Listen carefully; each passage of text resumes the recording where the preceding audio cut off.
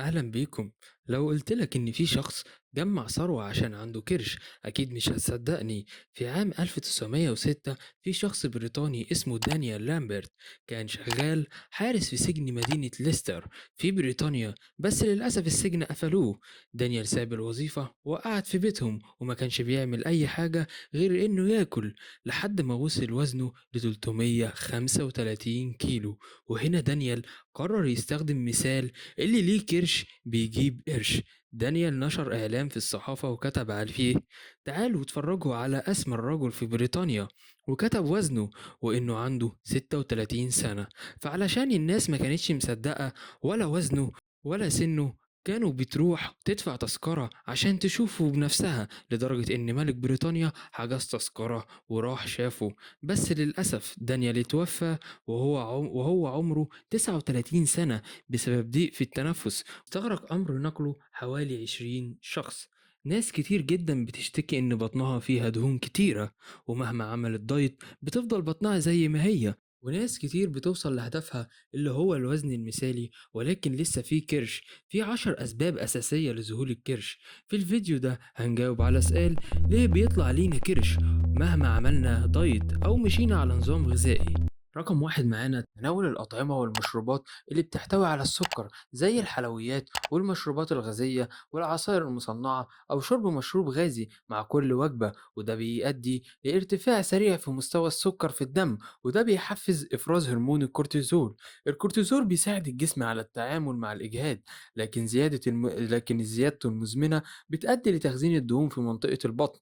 الأطعمة العالية بالدهون المشبعة: الأطعمة اللي بتحتوي على نسب دهون عالية من الدهون المشبعة، زي أكل البطاطس المقلية بانتظام، السجق والبرجر، الأطعمة المقلية أو اللحوم المصنعة والجبن عالية الدسم، بتزيد من مستوى الكورتيزول في الجسم. الدهون المشبعة بتأثر بشكل سلبي على صحة القلب والأوعية الدموية، وبتؤدي لتراكم الدهون في منطقة البطن. رقم 3: الأطعمة المصنعة والجاهزة. الأطعمة المصنعة والجاهزة غالبا بتكون عالية السعرات الحرارية، زي الدهون والملح، وكلها بتؤدي لزيادة مستوى الكورتيزول. الأطعمة دي كمان بتفتقر للعناصر الغذائية الضرورية، وبتسبب في زيادة الوزن وتراكم الدهون في منطقة البطن.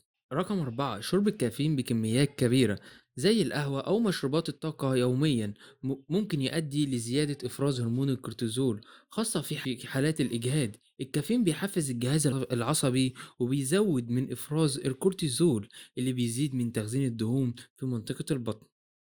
رقم 5: في دراسة اتعملت في جامعة شيكاغو في أمريكا، الباحثين اكتشفوا إن الناس اللي بيناموا أقل من 6 ساعات في الليلة بيكونوا عرضة أكثر لزيادة الوزن وتراكم الدهون في منطقة البطن، مقارنة بالناس اللي بيناموا من 7 إلى 8 ساعات.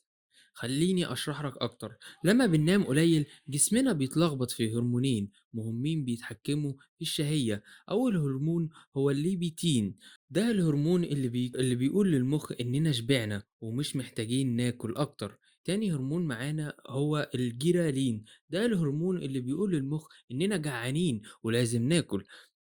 لما بننام أقل من اللي جسمنا بنحتاجه مستوى الليباتين بيقل، فمش بنحس بالشبع بسهولة، وفي نفس الوقت مستوى الجرالين بيزيد، فبنحس بالجوع أكتر من المعتاد. النتيجة هي إننا بنحس إننا جعانين طول الوقت وبناكل أكتر من اللازم، وده بيزود من تراكم الدهون أسفل البطن وبيسبب ظهور الكرش.